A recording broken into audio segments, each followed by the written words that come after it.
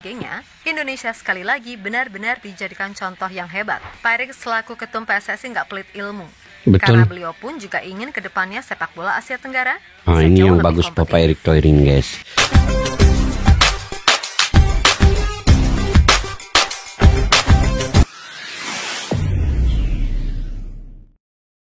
Assalamualaikum dan salam persaudaraan, salam sepak bola. Selamat bertemu kembali guys di channel Askalani Studio. Selamat berakhir pekan kepada semua. Semoga kalian dalam keadaan sehat walafiat, dimurahkan rezeki dan juga sentiasa sukses dalam apa jua yang kalian usahakan guys. Oke, sekarang ini banyak negara yang meniru cara Indonesia memperkembangkan sepak bolanya. Mulai daripada tahun 2020 ya, Indonesia mulai step by step perkembangan sepak bolanya dari kelompok umur sampailah timnas seniornya membangun dengan baik. Ini hasil daripada didikan Sinteyong. Pertamanya ketua pelatihnya Sinteyong yang telah membawa timnas Indonesia kini selevel dengan negara-negara lain karena Indonesia sudah memasuki kualifikasi Piala Dunia di ronde yang ketiga, satu-satunya negara Asia Tenggara ini. Jadi sebenarnya Indonesia yang menjadi pemangkin, yang menjadi inspirasi kepada negara-negara lain juga, ataupun Indonesia ini dicontohi, senang kata mudahnya begitulah guys, dicontohi, ditiru cara bagaimana dia mengembangkan sepak bolanya. Ini bermula apabila Medempang menemui Bapak Erick Thohir untuk membuat kunjungan hormat dan membincangkan perkara-perkara yang baik untuk sepak bola. Kemudian TMJ, tidak lama kemudian daripada Malaysia, Tengku Mahkota Johor juga menemui Bapak Erick Thohir, juga ingin mencari ilmu ataupun menimba ilmu kepada Bapak Erick Thohir dan juga membincangkan sepak bola di ASEAN ini, bagaimana cara untuk lebih berkembang, lebih maju. Jadi Bapak Erick Thohir ini guys, dia mengalu-alukan sesiapa yang datang kepadanya untuk meminta pandangan dan sebagainya, begitu. Jadi Bapak Erick Thohir seorang yang profesional dalam urusan sepak bola, bagaimana mengembangkan sepak bola di Asia Tenggara. Dan ini bukti bahwa Indonesia sekarang ini disoroti, dilihat oleh negara-negara ASEAN yang lain. Apabila Indonesia berjaya membawa timnas U17, U20, U23 dan juga timnas senior ke putaran akhir Piala Asia secara keseluruhan semua lolos, itu yang membuatkan negara-negara lain tertanya-tanya apa program yang dibuat oleh timnas Indonesia dan bagaimana mereka coba menirunya. Jadi ini yang saya ingin reaksi pada hari ini. Lama-lama makin jauh gapnya. Tetangga sadar standar Indonesia perlu dicontoh. Satu persatu siap jadi WNI. Dan saya akui juga guys, sekarang ini Malaysia sudah mula meniru dan mencontohi cara Indonesia. Tetapi bukan mudah, tidak gampang sebenarnya. Karena Indonesia bermula daripada awal 5 tahun yang lalu ya. Jadi tidak gampang semudah itu negara lain mencoba meniru apa yang dilakukan oleh Indonesia. Mungkin perlu juga masa yang panjang ya. Dia melibatkan satu program yang sangat tersusun dan strategik apa yang dilakukan oleh Indonesia ini. Oke, kita simak dulu video ini guys. Nanti di akhir video saya akan memberi ulasan juga apa yang terkandung di dalam video ini. Yuk, tanpa berbasa-basi kita nonton bareng.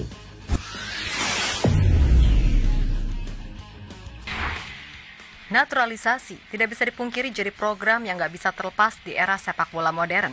Dan Indonesia dinilai jadi tim yang paling aktif untuk saat ini setidaknya di kawasan ASEAN. Yap, dengan materi pemain yang ada, nggak heran jika Indonesia kini punya standar tinggi untuk bersaing di top level Asia. Sehingga secara tak langsung, itu juga yang memicu para negara tetangga mencontoh apa yang dilakukan Indonesia. Meskipun begitu, nggak semua bisa segampang Indonesia. Yang bahkan baru-baru ini, Santer akan kembali dapat pemain baru, yakni Samuel Silalahi. Dia pemain 19 tahun berdarah Batak yang kini main untuk tim kasta teratas Liga Norwegia, Strømsgodset, di mana Samuel melalui story Instagramnya terpantau untuk saat ini sedang ada di Indonesia untuk menikmati libur Natal dan Tahun Baru bersama keluarga. Pemain baru lagi, Jelas dari silsilah keluarga, plus peluang Indonesia yang dianggap punya masa depan bagus, diketahui membuat Samuel nggak akan sungkan untuk melepas status warga negara Norwegianya, sebagaimana yang tercantum dalam Transfermarkt. Ya, pemain-pemain diaspora mulai dari yang usia muda sampai berlabel Grade A, satu persatu mulai menyatakan keterbukaannya ke Indonesia. Hal ini berbanding terbalik dengan apa yang dialami oleh Malaysia, Vietnam, ataupun Thailand sekalipun. Sehingga wajar, mulai dari metode pencarian, pendekatan, dan lain sebagainya, Indonesia sekali lagi benar-benar dijadikan contoh yang hebat. Pak Erik selaku ketum PSSI nggak pelit ilmu. Betul. Karena beliau pun juga ingin ke depannya sepak bola Asia Tenggara ini yang bagus Bapak Erick Thohir, guys. Oke, ini yang saya ingin katakan ini. Sebenarnya di Asia Tenggara ini, kalaulah ada satu federasi yang bisa dibentuk dan ketuanya yang paling layak, saya akan memilih Bapak Erick Thohir untuk menjadi dia punya ketua umum lah. Contohnya begitu kan, kalau di Asia Tenggara inilah ada yang dibuat untuk bagaimana perkembangan sepak bola ini kita dapat bina lebih maju. Jadi saya memilih Bapak Erick Thohir menjadi ketuanya. Dan betul kata Mimin tadi, tidak segampang apa yang telah dilakukan oleh Indonesia untuk meniru ya kesemuanya program-programnya ini, karena Indonesia ini punya banyak pemain-pemain di luar yang berkualitas tinggi, bergrade A, yang ada keturunan Indonesia ketimbang dengan negara-negara lain. Contohlah Malaysia, memang susah guys untuk mencari pemain-pemain yang bergrade A, berkualitas tinggi yang ada darah keturunan Malaysia ini. Sampai TMJ pergi luar negeri pun ada yang tidak kenal Malaysia. Masya Allah. Ini kenyataan yang dibuat oleh TMJ sendiri ya. Jadi tidak tahulah macam mana Malaysia meniru dengan baik nanti. Tapi mudah-mudahan lah ada perkembangan yang bagus juga. Walaupun tidak dapat secara keseluruhannya bagaimana program memperkembangkan sepak bola negara Indonesia ini ditiru oleh negara lain seperti Malaysia, tidak akan mungkin dapat ditiru 100% ya. Tetapi sekurang-kurangnya adalah sedikit jalan step by step itu kita nampak. Jadi dengan didikan Bapak Erick Thohir ini, semua negara bergerak seiring juga. Itu yang bagusnya Bapak Erick Thohir ini, dia tidak kedekut ilmu. Jadi kita lanjut guys.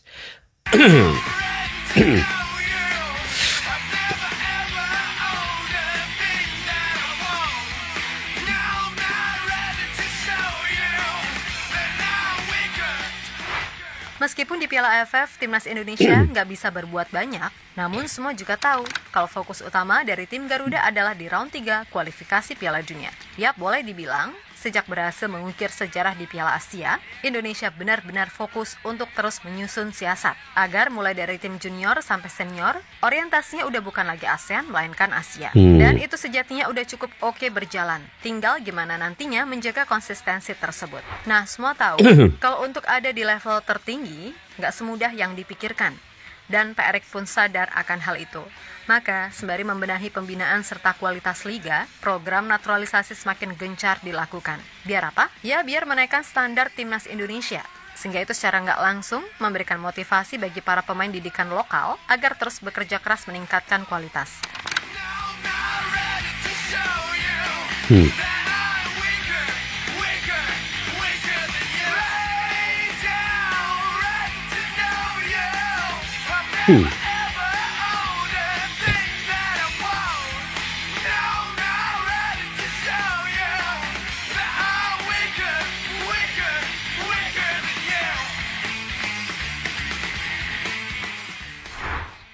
Ya, berkaca soal naturalisasi, tentu apa yang dilakukan oleh PSSI sekarang ini nggak sekedar ngasal kayak dulu, di mana tetap ada standar kualitas yang mesti dipenuhi, di samping pemain itu juga harus memiliki ikatan dengan Indonesia. Maka dari itu, sekarang kita bisa lihat sendiri, adanya pemain seperti Tom Haye, Jesus, Kelvin Verdong, Ragnar Oratmangun, Sandy Walsh, Jordi Amat, Shane Patinama, Eleanor Reinders, Michel Kars, hingga Martin Pas. Semuanya memiliki rekam jejak karir yang menjanjikan, sehingga bisa membuat tim Garuda ada di posisi sekarang ini. Tak lupa PSSI juga memikirkan rencana jangka panjang, sehingga pemain-pemain muda seperti Ivar Jenner, Justin Hubner, Rafael Strijk, Nathan Chuaon benar-benar bisa kita lihat seperti apa kontribusinya di timnas. Belum lagi nanti ada Ole Romeni yang dianggap sebagai Ole solusi Romeni. lini depan. Pun begitu di level U20. Ada Tim Geppens, Dion Marks, Welber Jardim, dan Jens Raven. Lalu di U17 ada Matthew Becker. Yap, selain mencari grade A, tentu PSSI juga beneran fokus mencari pemain diaspora yang usianya muda. Tercatat dalam list, masih ada nama-nama yang beneran menyatakan keterbukaannya untuk membela timnas Indonesia. Entah itu yang usia muda sampai statusnya grade A sekalipun. Mauro Zelstra, Dean Aysel, Dean James, Adrian Wibowo, Daniel Klein, Tristan Guyer, Jero Ridwald, sampai Emil Audero Mulyadi. Yap, mereka semua adalah nama-nama terdekat yang beneran udah menyatakan siap membela Indonesia andai PSSI bergerak cepat untuk menghubungi. Yap, melihat itu semua, wajar jika para tetangga di ASEAN benar-benar menganggap Indonesia sebagai percontohan untuk maju. Seperti Vietnam misalnya, menurut Wakil Presiden VFF, Tran An Tu, Federasi Sepak Bola Vietnam sekarang benar-benar ingin belajar dari Indonesia terkait mencari pemain keturunan terbaik demi misi lolos Piala Dunia di masa depan. Karena menurutnya, apa yang dilakukan Indonesia benar-benar udah menunjukkan gap yang cukup jauh dengan tim-tim ASEAN lainnya. Skuad naturalisasi berkualitas Indonesia terlihat jelas mengubah korelasi kekuatan dibandingkan tim-tim lain di kawasan ASEAN. Ucap Tran An Tu dikutip dari Soha. Sementara itu, ada Malaysia yang meskipun sering gagal menaturalisasi pemain, namun mereka tampaknya enggak kapok terus mencari pemain keturunan baru. Kini, lewat salah satu media mereka, katanya ada 8 pemain yang disinyalir bakal dinaturalisasi oleh tim Harimau Malaya. Nah, dari 8 pemain itu, kebanyakan bermain di Inggris, seperti Josh Brownhill, Marcus Tavernier, hingga Kiernan Dewsbury Hall. Tapi sayangnya, ini yang jadi masalah dengan Malaysia. Para pemain tadi masih belum jelas apakah memiliki darah Malaysia atau tidak. Karena takutnya nih, kasusnya sama dengan yang sebelumnya dialami oleh Isaac Hayden yang tidak memiliki darah Malaysia, tapi malah tetap diklaim oleh fans dari negeri jiran. Kalau gitu kan bikin malu, woy. Nah, nggak pengen Malaysia kembali dipermalukan oleh medianya sendiri, Prince Johor akhirnya turun tangan. Di mana bos dari klub elit Malaysia, Johor Darul Takzim itu, bahkan mengaku banyak pemain incaran yang tidak tahu di mana negara Malaysia terletak. Ya, pengakuan itu diucap oleh Prince Johor dalam akun Twitter. Yang mana pria yang akrab disapa TMJ tersebut tahu karena selama ini dirinya juga melakukan research soal pemain-pemain mana yang bisa dinaturalisasi. Dan saat ditanya banyak yang tidak tahu di mana letak negara Malaysia, mau ngakak sih, tapi takut nyakitin. Maka dari itu, melihat sikon yang ada, ini yang masalah TMJ meminta Malaysia semua orang nih. yang ada di federasi bisa belajar dari Erick Thohir, yang bagaimanapun telah berhasil membuat Indonesia jadi tim yang seperti sekarang ini. Itulah masalahnya dengan sepak bola Malaysia. Orang-orang di industri sepak bola yang disfungsional, tidak ada visi, komitmen, pengetahuan, dan semangat. Misalnya Erick Thohir mempunyai uang, pengetahuan, kontak internasional, dan passion. Pasalnya, sepak bola Indonesia makin membaik dalam proyek infrastruktur sepak bola, kompetisi, dan timnasnya, kata Prince Johor pada media. Untungnya ASEAN ini ada Bapak Erick Thohir yang begitu mudah untuk berkomunikasi dan mengalu-alukan kedatangan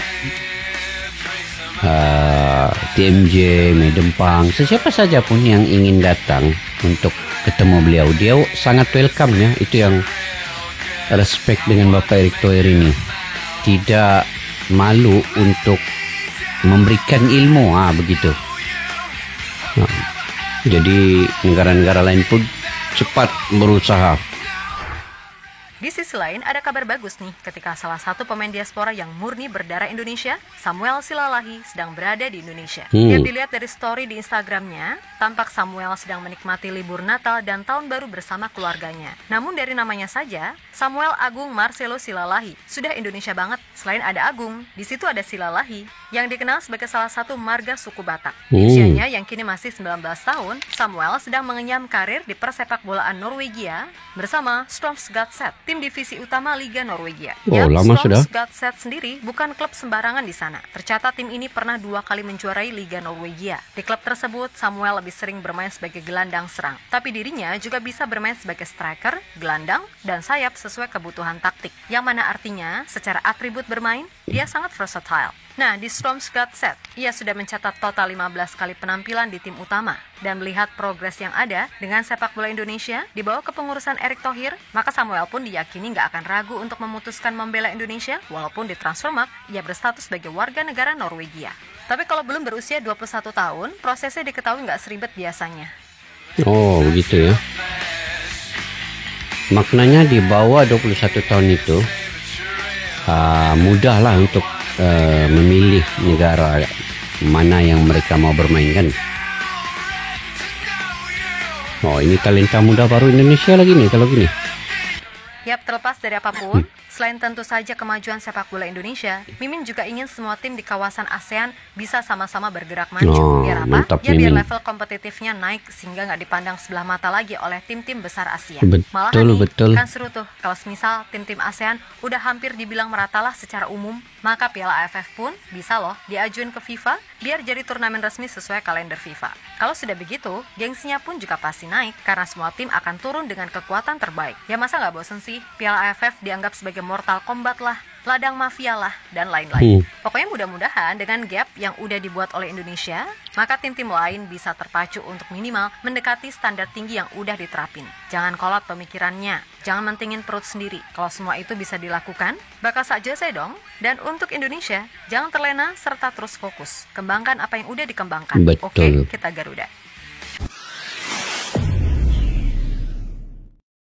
Oke guys, Indonesia tetap fokus dan Indonesia lah yang memulakan perkembangan sepak bola di Asia Tenggara ini. Untuk negara-negara lain juga berusaha untuk memperkembangkan sepak bola masing-masing. Jadi itu yang saya respect lah dengan Bapak Erick Thohir ini. Dia cara mengurus sepak bolanya itu, dia transparan. Dia tidak menyembunyikan apa-apa untuk kepentingan dirinya. Itu yang pertama yang penting sekali. Untuk mengurus sepak bola, dia perlu cinta kepada sepak bola. Betul-betul keinginannya untuk memperkembangkan sepak bola itu tanpa ada kepentingan diri dalam menguruskan sepak bola ini. Jadi sepak bola itu akan berkembang dengan baik. Kalau ada kepentingan diri itu yang agak payah sedikit lah. Jadi apa yang dilakukan oleh Bapak Erick Thohir ini saya rasa bersyukur dan saya rasa satu kebanggaan untuk rakyat Indonesia punya ketum kayak Bapak Erick Thohir. Dan negara lain seperti Malaysia, Vietnam, Thailand meniru sekarang ini bagaimana cara Indonesia untuk membantu pemain-pemain, membantu klub-klub, membantu negaranya di kelompok umurnya. Bagaimana? Kalau kita lihat ya Bapak Erick Thohir, bukan saja negara Indonesia dalam timnas senior, di kelompok umur juga dibantu, Liga-Liga 1 diperbaiki daripada sistem ke pengadilan, wasitnya, VAR-nya diperkenalkan.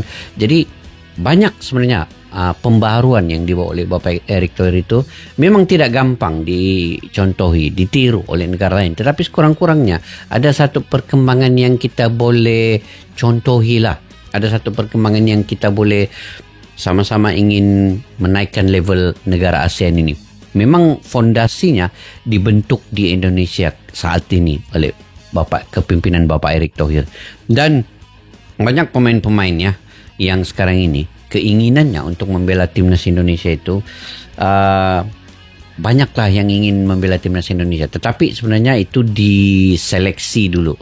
Dibuat pilihan bergrade A, berkualitas tinggi dan punya darah keturunan Indonesia, barulah bisa membela timnas Indonesia. Jadi bukan mudah juga untuk masuk ke dalam timnas Indonesia ni kalau tidak dengan pemilihan ataupun seleksinya yang sangat ketat ya.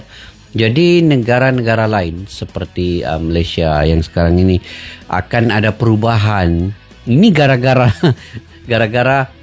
Indonesia lah. Gara-gara Indonesia, Malaysia cuba untuk membuat struktur balik dalam FAM, Persatuan Bola Sepak Malaysia ini. Jadi satu yang positif saya nampak apabila Indonesia dapat menciptakan suasana baru dalam sepak bola di ASEAN ini, maka negara-negara lain mula berlumba-lumba juga untuk membawa negara masing-masing untuk seiring dengan Indonesia. Kalau tidak, mereka akan jauh ketinggalan kalau tidak mencontohi cara Indonesia itu.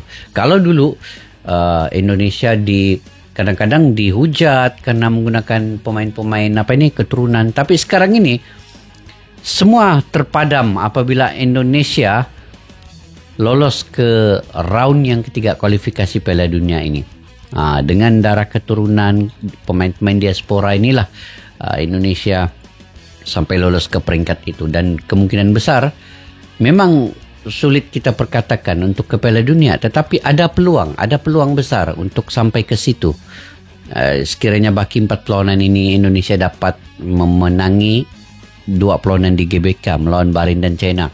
Jadi kita doakan yang terbaik untuk Indonesia dan fokus dengan perlawanan yang seterusnya di kualifikasi ini, menambah amunisi baru dan juga pemain-pemain yang bergrade A, berkualitas tinggi itu datang, terutama yang dibutuhkan itu di bagian lini serang. Itu yang penting sekarang. Mudah-mudahan Oli Romini juga dapat bisa bermain ketika melawan Australia, melawan Bahrain, China dan juga Jepang nanti. Oke guys, apa pula pandangan pendapat kalian ya terkait dengan negara-negara lain ini juga mula mencontohi, mula meniru apa yang dilakukan oleh Indonesia.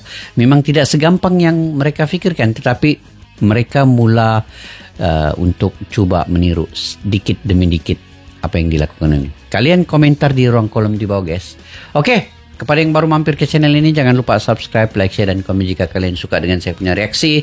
Dan kepada yang sudah subscribe selalu berkomentar secara positif, memberikan info-info terkini. Terima kasih banyak.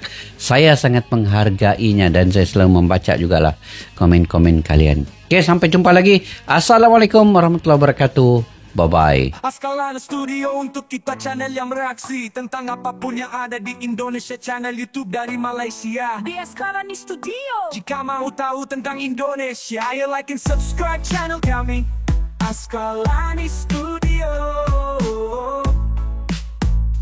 Askalani Studio.